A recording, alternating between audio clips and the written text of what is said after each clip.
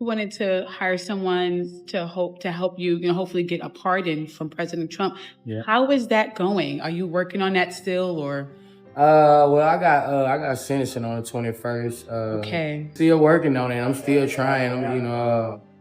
As you know, my voice is a loud voice, so I'm still gonna be asking for the president for a pardon.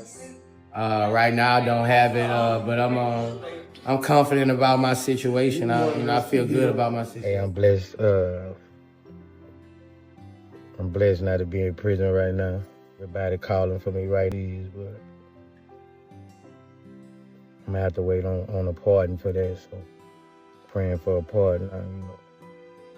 Everybody had to tune in because Boosie is once again dominating the headlines, flooding news sites, social media feeds, and trending across X, Instagram, and every major platform. But trust me, this story goes much deeper than the headlines because there are multiple layers to what really happened. And the shocking part is that Boosie already knew this news was about to explode. Before everything became public, he even posted on X about the lawsuit he's now dealing with, almost preparing everyone for what was coming next. Then the bombshell dropped, revealing that Boosie allegedly lost $600,000 after being convinced he could secure a presidential pardon through people who, according to the lawsuit, never had the power to deliver one in the first place. That's where desperation can become expensive, because once people believe you're willing to do anything, someone is always waiting to take advantage of it. When you look into Jack Berkman and Jacob Wohl, many people were already familiar with their controversial reputations, making this an incredibly risky business deal from the very beginning. A simple background search would have raised serious red flags, especially considering there was no clear evidence they had the kind of White House connections they were claiming. The clip shown earlier wasn't random either. It came from 2025, shortly before Boosie's sentencing, when he publicly mentioned that conversations about a possible pardon were already taking place. According to Boosie, he had previously been in contact with legitimate people connected to that process, but somewhere along the line he allegedly ended up trusting these two instead. The lawsuit claims he paid them $600,000 after they assured him the pardon was basically guaranteed and that everything had already been lined up behind the scenes. In the end, Boosie says the entire arrangement was built on false promises, leaving him with nothing but an empty deal and a massive financial loss. According to the legal filing, Boosie, whose legal name is Torrance Hatch, believes he spent a fortune chasing a presidential pardon that never arrived, and now he's demanding his money back. The complaint alleges that political operatives Jacob Wohl and Jack Berkman convinced him they had significant influence within President Trump's circle and could successfully secure the pardon on his behalf. Boosie claims they spoke with complete confidence, giving him the impression that everything was already moving through the system and only needed time to become official. The lawsuit further alleges that on New Year's Day, Boosie's attorney received a phone call claiming President Trump had already signed the pardon and that the White House simply had not announced it yet. According to the complaint, that announcement never came, and Boosie is now seeking to recover $300,000 under a contract provision that allegedly required half of the payment to be refunded if no pardon was obtained. Berkman and Wohl have reportedly denied that any refund obligation existed, while also claiming their company had been left financially devastated after millions of dollars in penalties connected to previous legal disputes. Berkman pushed back against the lawsuit, telling TMZ that Boosie had no reason to be disappointed because, in his view, they worked harder on this case than almost any client they'd represented in 3 decades of lobbying. He also insisted the refund provision Boosie is relying on was never actually agreed to, arguing that the contract simply doesn't support that claim. Berkman went even further, saying Boosie's alleged arrest in Texas earlier this year made the pursuit of a presidential pardon significantly more difficult, despite what he described as their best efforts. The report also cites a White House official who completely rejected the idea that Berkman or Jacob Wohl had any involvement in the pardon process, and here's where things get even more surprising. According to that official, the clemency team had never been contacted by either man, and their involvement would have hurt, not helped, someone seeking a pardon. In the end, Boosie never received presidential clemency, although he later received a time-served sentence in his federal gun case, and is reportedly still hoping that a separate pardon request submitted directly to the White House could eventually be approved. Right now, however, the biggest fight isn't over the pardon itself, it's over recovering the money he says he lost. Requests for comment were also sent to Jacob Wohl, but at the time of the report there had been no response. The contract itself has also become a major part of this legal dispute because one section specifically references a non-refundable portion of the retainer fee. According to the document, $300,000 of the $600,000 payment was classified as earned immediately and could not be refunded under normal circumstances.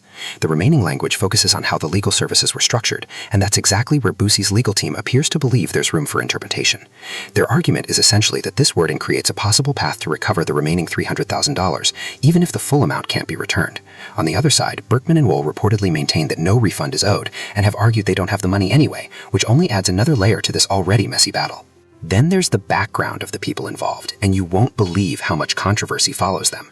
Public records describe Jacob Wohl as a far-right conspiracy figure, convicted felon, and fraudster who frequently worked alongside Jack Berkman in a series of widely criticized political operations. Over the years, the pair became known for high-profile smear campaigns, fabricated legal claims, and election-related controversies that repeatedly landed them in legal trouble. In 2025, both Wohl and Berkman were sentenced to 1 year of probation in Michigan after pleading no contest to election law violations and computer-related crimes.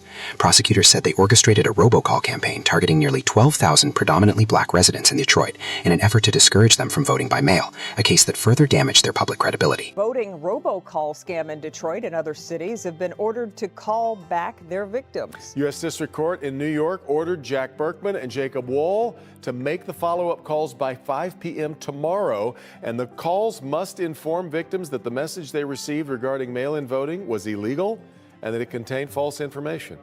Both men face voter intimidation and bribery charges, both in Detroit and... When you look at the history surrounding these two, it's hard to ignore the pattern because controversy seems to follow them everywhere they go. Their records are filled with allegations of schemes, legal battles, and questionable tactics, and according to Boosie's lawsuit, they came after him aggressively from the very beginning. If those allegations are true, they may have recognized someone under enormous pressure, saw an opportunity, and believed they could sell him hope at a very expensive price. The alleged pitch was simple: create paperwork that looked convincing, promise access they may not have had, collect the money, and if things fell apart, claim there was nothing left to recover. That's exactly why situations like this become such a powerful reminder that desperation can cloud even the smartest decisions. To be clear, I'm not saying Boosie was wrong for pursuing a presidential pardon, because if someone has the legal option and the financial resources, most people would at least explore every possible avenue. But spending that kind of money means doing serious homework first, and that's the part that raises the biggest questions. A quick search into the backgrounds of the people involved would have revealed years of controversy long before 2025, and that's information no one should ignore. Personally, I wouldn't have sent a single dollar without verifying every claim they made, which makes you wonder who was advising Boosie throughout this process. These names have circulated in political controversies for years, so seeing them attached to a deal this important should have immediately triggered red flags. Sometimes the biggest warning sign isn't what's being promised, it's who's making the promise. Another interesting twist is that Boosie had previously criticized artists like Lil Wayne and Kodak Black over their connections to President Trump and discussions surrounding pardons. Yet, according to the lawsuit, he ultimately found himself chasing the same opportunity and allegedly paid $600,000 trying to make it happen. Life has a way of coming full circle, and this situation is a reminder that it's easy to judge decisions until you're facing your own difficult circumstances. That still doesn't excuse anyone allegedly taking advantage of another person, but it does show why careful research matters before trusting anyone with life-changing decisions.